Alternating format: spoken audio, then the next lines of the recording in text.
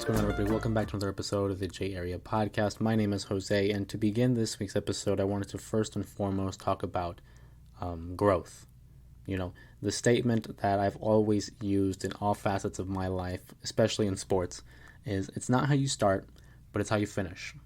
And that can be used in so many different scenarios and situations, regarding our lives and our experiences. I think it's important to recognize that in life we're going to be faced with challenges and struggles, whether it is in our professional or personal lives. But we shouldn't allow these setbacks or these falls to allow us to continue to move about our life with a sense of weight over our shoulders, preventing us from moving forward in our lives and growing as individuals. Instead, it's important to recognize that making these mistakes and continuing to fall is what makes us grow. In those moments of when we're knocked down, we can do one of two things. We can stay down, right? We can stay down and continue to just hold ourselves down into the abyss of life and not do anything with it. Or, and my personal favorite is, when you're down, take that moment to reflect and to assess where we go from here, right? Everyone is going to get hit to rock bottom. Nothing in life is easy. And if everything in life was easy, then nothing feels earned. It is those moments of despair, it is those moments of tribulation that we recognize how important it is to feel the lows in order to truly enjoy the highs of life. You take a moment, you sit back, and you reflect. What can I do differently? How can I do it? What do I need in order to accomplish that? In life, there's not really a sense of failure unless if you don't act upon what you've already experienced. In life, we have to learn to adjust. We have to learn to adapt. Because life around us won't adapt. We have to make it adapt. We have to bend it to our will. How we want to form our lives. How we want to be as people. How we want to be as friends, as family members. It all starts with us. It all starts with how we perceive our life and how we want to be perceived by others. The definition of insanity. See, now it's been said ad nauseum. It's been something that's been repeated over and over again in all forms of media, whether it is film, television, books, songs, whatever. But the definition of insanity, if I can get that out straight, is repeating the same thing over and over again and expecting a different outcome. Now, us as humans, we cannot fall into that trap. We cannot fall into the trap that is repeating the same mistake over and over again. One time you're going to make a mistake, okay, fine, cool. I won't fault you for making a mistake once. I will fault you for making that same mistake over and over again and not learning from it. Because in that essence, that is where we can grow. That is where we can learn from our mistakes and become better versions of ourselves. We use those prior experiences in our life to help mold us and shape us into the person that we are meant to become. You see, we're not always the same person in life. And what I mean by that is 5 years ago today, I was a much different person than I am today. I was a much different person than I was 5 days ago than I am today. Because in life, we're going to meet people, we're going to share experiences, and we're going to learn things that will influence the way we think, the way we move, the way we feel. And in those moments, it allows us the opportunity to evolve into the next version of ourselves. Throughout my life, I can pinpoint certain moments where I felt down, right? Where I failed miserably, and I felt embarrassed, and I felt ashamed of who I was and what I've done. But in those moments of despair, it is important to recognize that is not the end. That is simply the beginning. That is simply the beginning of the next journey that we will encounter. That the next journey that we will take in order to become who we are meant to become.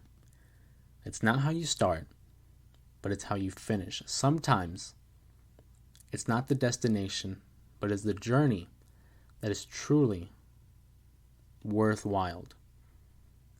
I would rather have to fight scratch, and claw for everything I want in my life than be handed that, because there is no lesson. You don't learn anything. You go about your life thinking everything is easy and that you can simply put your hands out and be given what you want or what you feel you need in life.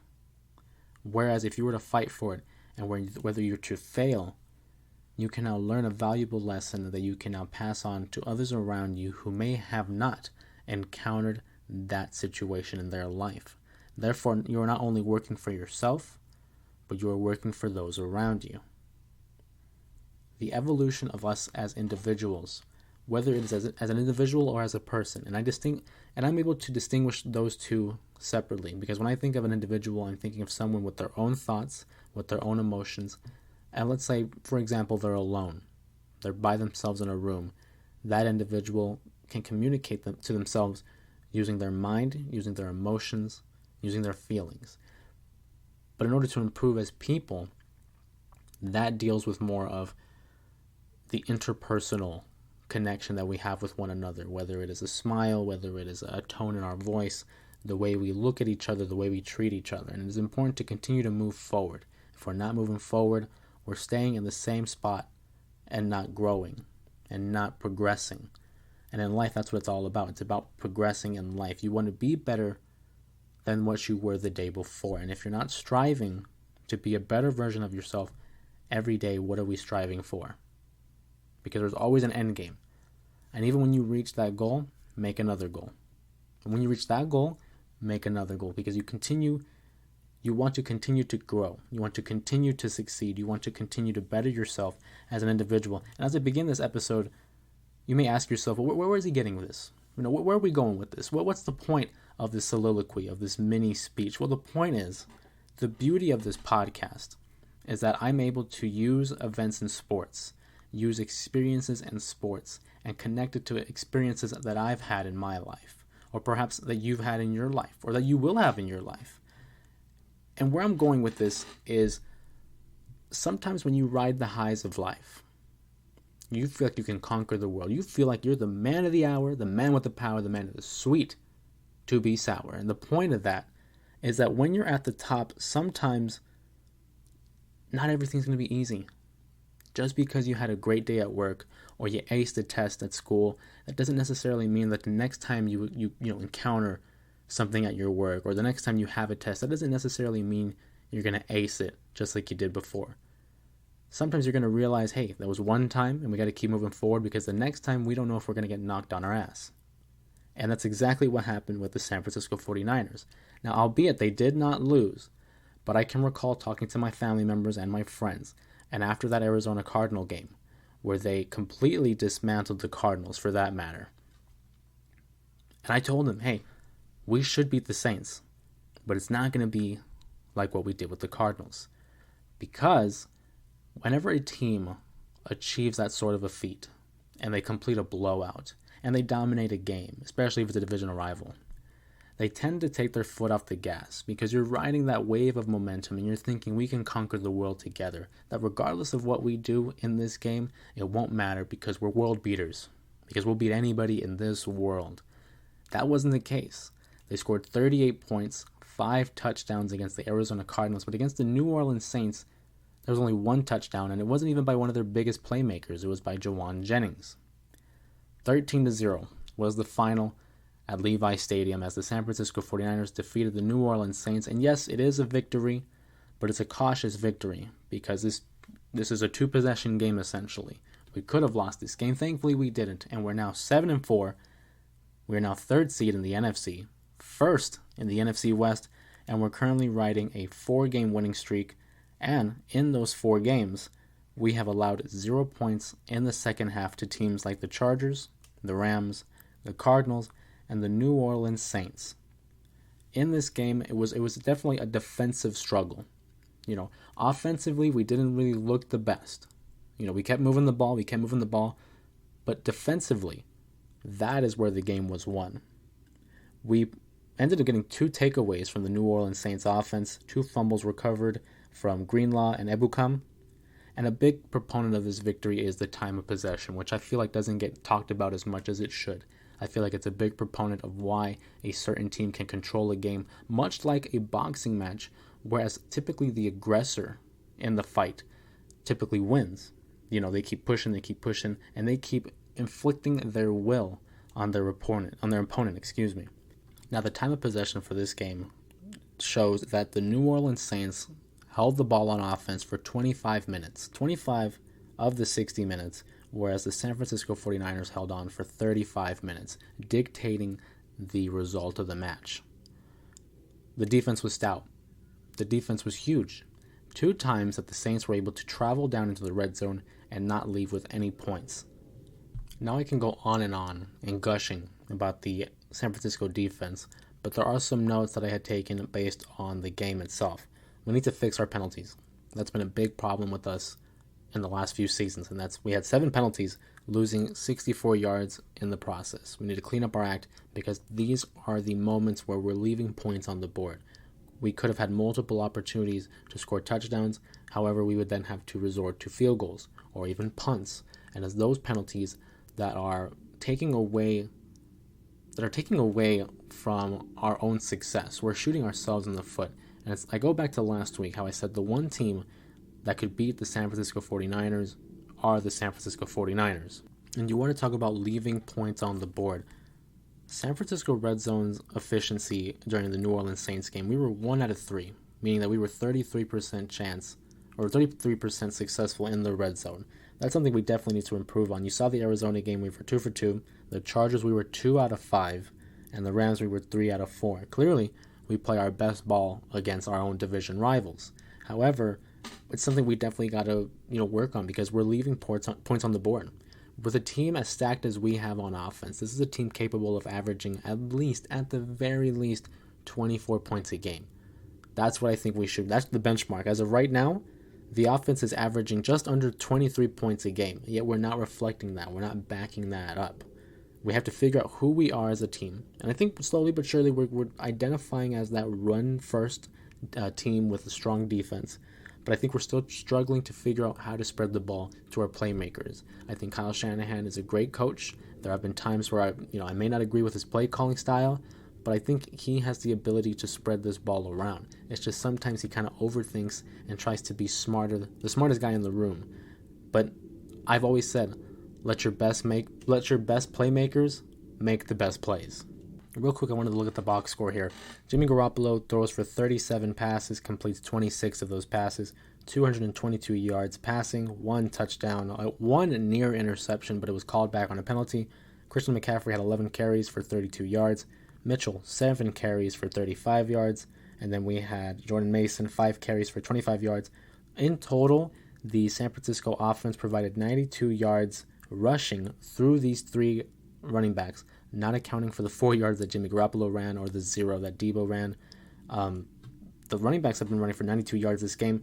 We need more than that. We need more production from our running backs. I definitely think that with the running style that we have, we're capable of putting up at the very minimum 100 plus per game. And that's only through these 3 running backs that we have. Unfortunately, Mitchell seemed to have sustained an injury. Hopefully it's nothing too serious. As of this recording, nothing has been really released in terms of a prognosis or a diagnosis. So we're hoping for a speedy recovery for Elijah Mitchell, especially heading into the most important part of the season, and that is the second half. And pretty soon we'll be talking about the playoffs. But as I talk about the offense, again, I'd be remiss not to talk about that defense again, who has, as of right now, allowed under 16 points per game, which is first in the NFL. This defense is first in yards per game, and that is, of course, allowing. They are first in allowing rushing yards per game, allowing yards per rush, and passing touchdowns allowed. This team has definitely found its stride defensively with guys like Nick Bosa, Fred Warner, Talanoa Ufunga leading in the defensive backfield. The defense is firing on all cylinders, and D'Amico Ryans is definitely going to earn himself a head coaching job in the near future. Hopefully not too soon, because I definitely enjoy his work as our DC, but our defense, man, is carrying a lot of the load, as they were in 2019. Of course, that was the season that the Niners would end up making the Super Bowl. Ultimately, I'm always reminded that they did not win that Super Bowl, but we can continue to dream, right? You don't want to talk about carrying the load. The San Francisco team that really has given me the most grief this season wasn't really the 49ers, it's actually the Warriors. And the Warriors, just to create a quick segue into our NBA counterpart, had defeated the Minnesota Timberwolves on Sunday afternoon, 137 to 114, points all around. And you look at Stephen Curry. I want to talk about him first. He's putting up better numbers than he did in that unanimous MVP season back in 2016. I mean, you look at his averages. He's averaging 32 points a game, 7 assists, 6 rebounds, shooting 52% from the field, 45% from the three, 90% from the line, for a 50-45-90 year. If this team was winning more, he's for sure in the conversation for MVP. Now, unfortunately, because we are currently, in the 9th seed of the West, he's not really a front runner. If we continue to win and we develop a winning streak, then perhaps in the last 10 games, we have won 7 of those last 10 games. We're only 3 games behind the first seed. Of course, the first seed being the Phoenix Suns, who are currently 13-6. It's just our current record is 11-10. We're just above 500, which is fine. For what it was. The year hasn't started the way we would like. Our home record is 9-1. Fantastic, phenomenal. We're defending our home territory. But away we're 2-9. It's the complete opposite. It's a complete flip of our home record.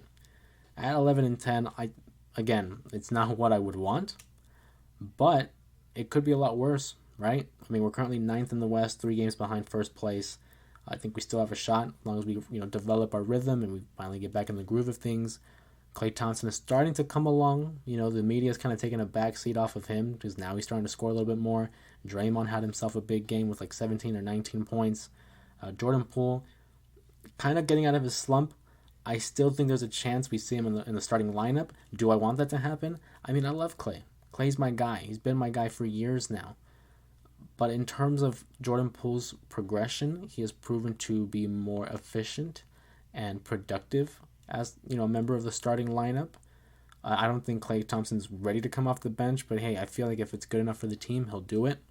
The Warriors right now are in an interesting spot where they are the defending champions, of course, but they're not really talked about in the news for all the good reasons.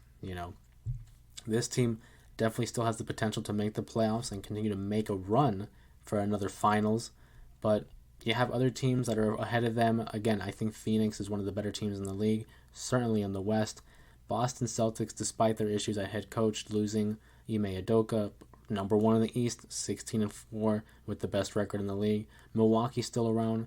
Cleveland, of course, is a story that I've liked since last year, having that young core of stars that are able to propel them into maybe success. Denver with the back-to-back MVP of Jokic. Memphis and their young group. And you want to talk about New Orleans and their younger group. So many different storylines. Of course, it is still pretty early into the NBA seasons to be talking about potential NBA favorites for the finals. But just as the NFL begins to wind down, we've just wrapped up, or we're about to wrap up, Week 12 as of this recording. Of course, it's taking place before Monday Night Football. So we're about to wrap up Week 12 of the NFL, edging closer and closer to the playoffs. But as that comes to a close, then we will definitely be covering more of the NBA. Right now, the NFL takes precedence just because of my San Francisco 49ers, 7-4, of course, 3rd in the NFC, 1st in the NFC West, number 1 in your hearts, of course. But with that being the case, I do like our chances, and I want to take this opportunity to kind of wrap up on that San Francisco 49er talk. Again, we have the Miami Dolphins coming up. We're going to be facing them home. Miami's looking really good. 8 wins with their new head coach, Mike McDaniel, who was the former OC of the San Francisco 49ers. And you see a lot of the drama and the talking points by former Niners and Raheem Mostert and Jeff Wilson Jr. It's going to be an interesting game. It's the game I've had circled on the calendar for quite some time, even since when the schedule was released, just because of the implications of their style versus our style, the head coach coming from our head coach. And Kyle Shanahan has a pretty good track record facing his old disciples, whether it was McVay or LaFleur from the Packers. So I'm hoping this is another example of that. I'm hoping that he, being Kyle Shanahan, along with Jimmy Garoppolo, kind of take this game personal and want to show the world and show the whole NFL that, hey, these guys may be the shiny new toy, but we're the OGs. We're the ones that really run this offense, and we can get to 8 wins. We're going to edge little by little, catching up to Minnesota and Philly. Personally, I don't think the first seed is going to be in reach. I think we'll have to settle for the second or third seed.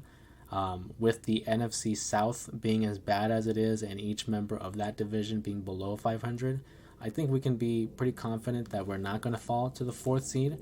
Of course, I don't want to speak too soon, but I definitely think that the 2 and 3 seed are probably going to be our likely finishing points if we continue to win our games, play our game. And the number 1 seed is a possibility, but I think 2 and 3 are probably going to be more likely. Again, with the 49ers, of course, there's still the Odell Beckham Jr. talks about signing him to a contract and adding him to this already stacked offensive group that we have. But with him and his name being placed in the headlines these last couple of days, especially regarding the plane and him, I saw this statement. It was saying something about him going in and out of consciousness and having to be removed from the plane. And just me as a fan of the team having flashbacks of guys like Aldon Smith or Reuben Foster.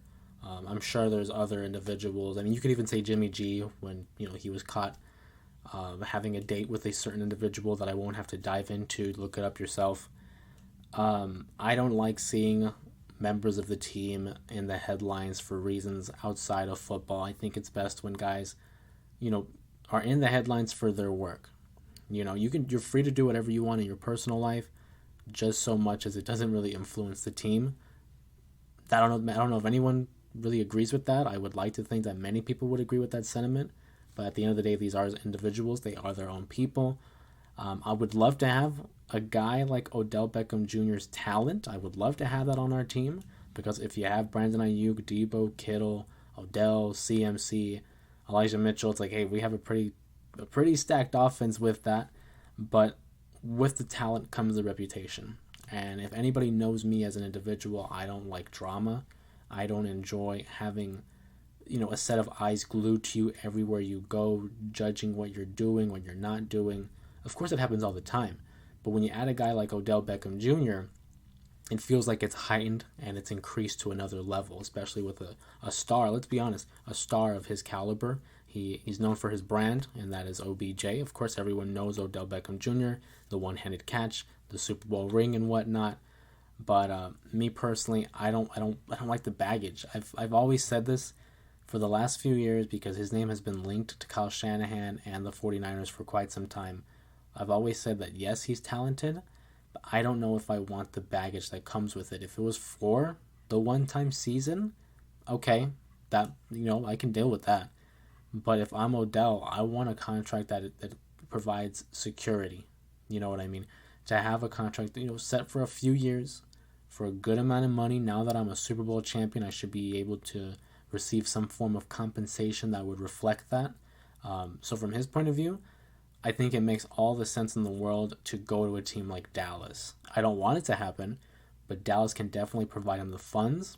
They can definitely provide him the ball, and they definitely have the brand to align with him.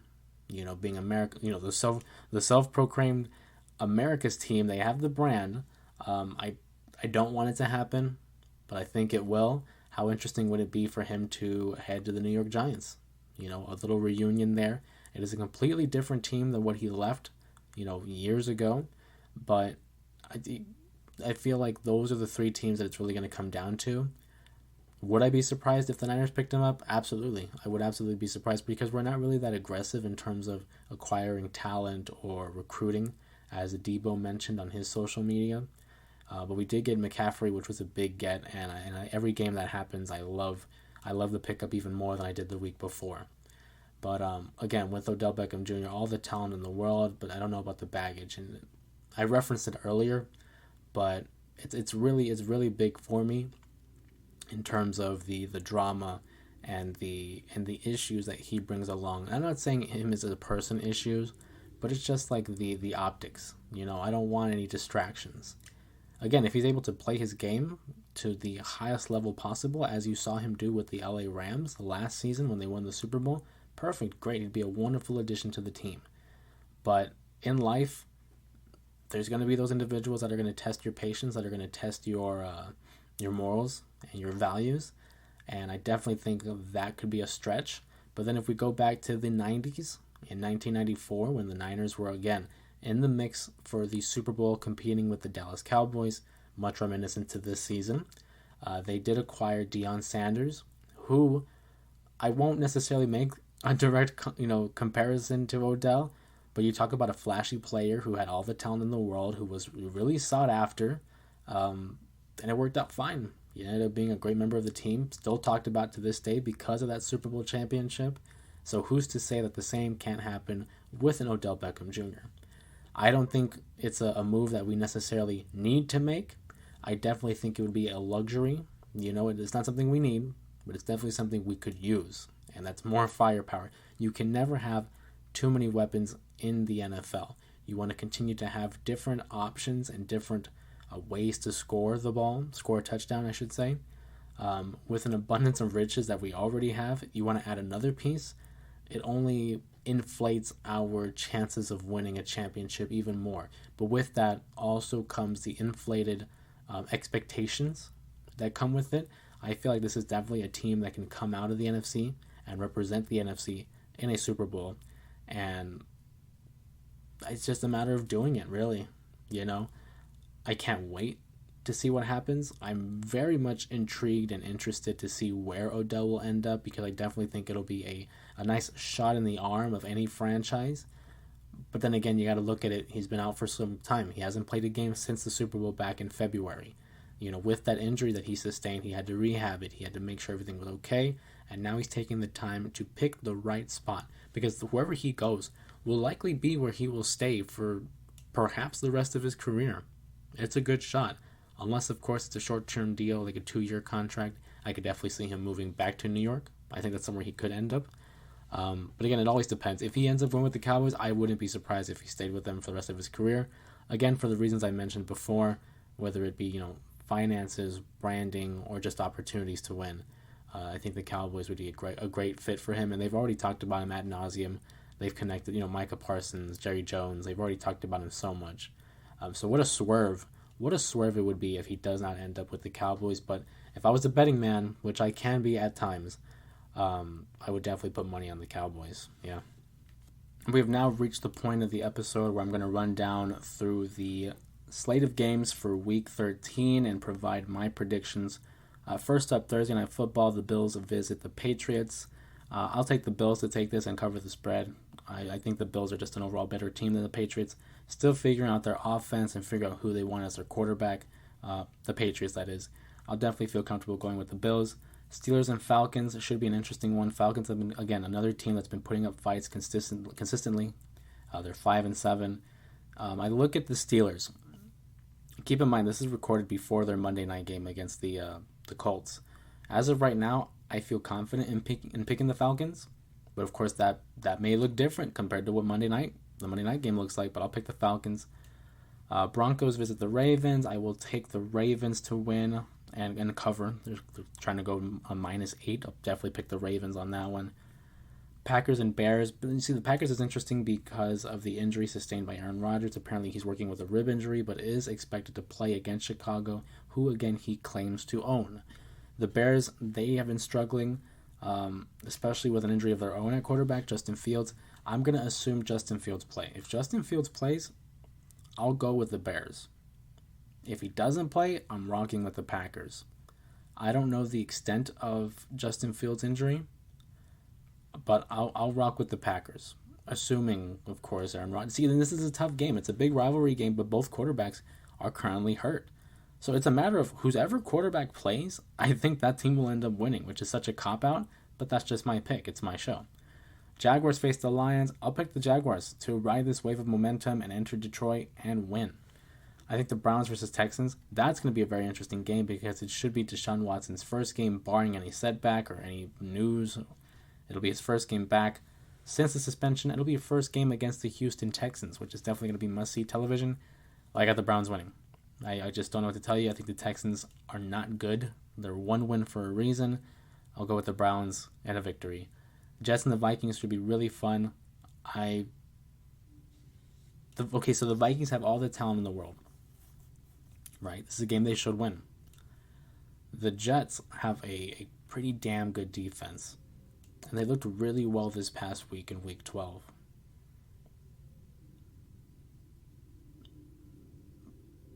but I think I'm going to rock with the Vikings. I think I'm going to pick the Vikings in this one. I'll have the Giants and the Commanders. I'll go Giants. I think the Commanders are going to finally get knocked off for one game. I'm going to go with the Giants. Eagles should beat the Titans, but I'm really hoping for a Titans victory. I think the Seahawks should beat the Rams. So my official pick is Seattle over the Rams. However, I am rooting for the Rams because I need some separation from Seattle. You know, I need some of that built-up separation so that we can continue to run away with the division. And speaking of us, Miami, San Francisco, who would I be if I wouldn't pick San Francisco? And this is a game I definitely think we should win if we play the way we played against Arizona. If we play the way we did against the Saints, different story. I do think it'll be a tightly contested game. Currently, the spread is San Francisco at 3.5 favorites. Yeah, that's about it. I see us winning a close game, 4 points, 3 points, something along those lines, but I'll definitely pick the Niners. Chiefs should go over the Bengals. Raiders and Chargers, two teams I'm very appreciative for because they defeated my division rivals. I'll rock with the Chargers. Colts and the Cowboys, I'll pick the Cowboys. And on Monday Night Football, Saints and the Buccaneers. The Bucs, man, they struggled against the Browns. That's crazy. And the Saints,